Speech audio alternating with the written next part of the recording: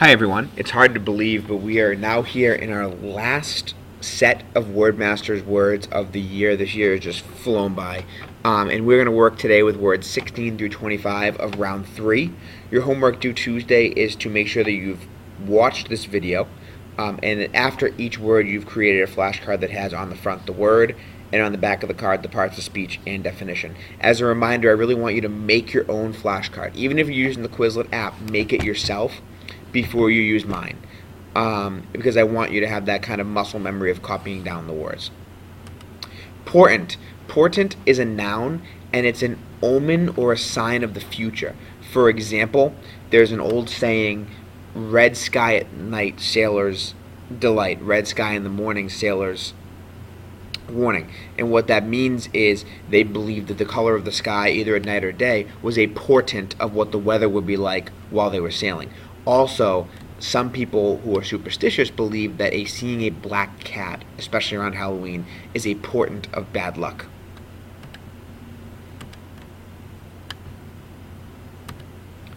Next one is emancipate, and it means to free from slavery.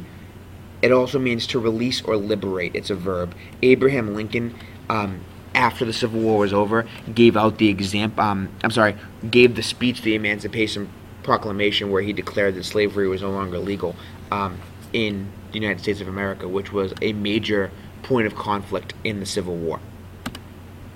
Melancholy means sad, gloomy, depressed. For example, when it rains out or it's kind of dreary or just cold like this weather, I tend to get a little melancholy. It's a little sad, a little depressed. You want to be outside in the sun.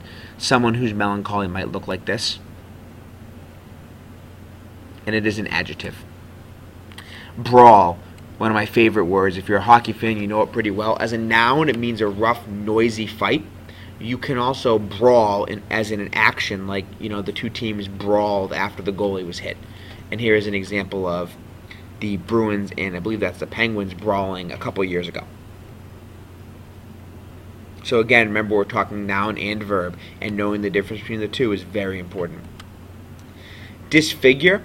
Disfigure is to spoil or injure the beauty of. Perfect example is if you're a fan of Batman, Two-Face as a character was disfigured by chemicals, so he looked like a normal 35-year-old man on one half of his face, and the other half he looked almost like a monster, like something you'd see in a Halloween movie. And you could also discuss how a tornado or a weather event can disfigure a landscape, or a home in this case. So again, that's a verb. August. It's not August as in the date, it's August, and it's an adjective that has two meanings. One is impressive or majestic. For example, this pretty majestic, pretty impressive house or mansion that someone's living in. And it also means inspiring great respect. So you could say that, for example, winning the Super Bowl is quite an august accomplishment because it makes people respect you for being at the top of your field. Shrine. Shrine is very, very similar to sanctuary. The only difference is in sanctuary you're seeking protection. In a shrine, it's a place that's regarded as holy or sacred. It's a building or worship. And a shrine you typically go to commemorate, to use one of our old words, or honor someone or something. There are such things as religious shrines here.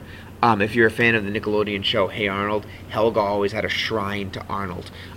You may, in your own bedroom, if you have all of your trophies and pictures of you may have a shrine to all your own accomplishments. And I know that some parents like to keep those up there as a reminder for what their kids have accomplished.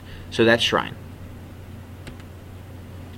Galvanize. Galvanize is to really, as a verb, it's most well known to get fired up. And think about a pep talk. This is from the movie Miracle. This is Kurt Russell playing Coach Herb Brooks from the 1980 U.S. Olympic hockey team, and the way that he was able to kind of galvanize them and stir them up and get them pumped for the game was really impressive and very helpful. It also means to stimulate with an electric current, but again, it's most commonly used to describe, the coach gave us a galvanizing speech before we went out and played the best team in the league. Something like that.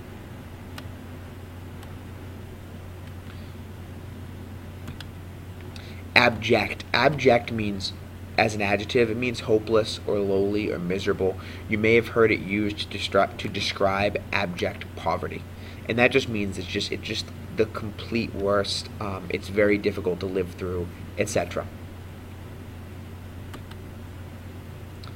Fetter is to confine, restrain, or keep down, as in right here. You would also remember that Marley in A Christmas Carol is fettered. In fact, Scrooge's very words are, "You are fettered, tell me why." And the noun version of a fetter is a group of chains or shackles. So that was it, pretty quick. 10 words, make sure you know them very well. There'll be a quiz coming up soon. I'll announce that in class probably within a few days. Make sure to pause after each word and create a flashcard that has the word on the front and the parts of speech and definitions on the back. And be thinking about how you might use them creatively, because that may come up in class as well. Thanks for your hard work, and I will see you soon.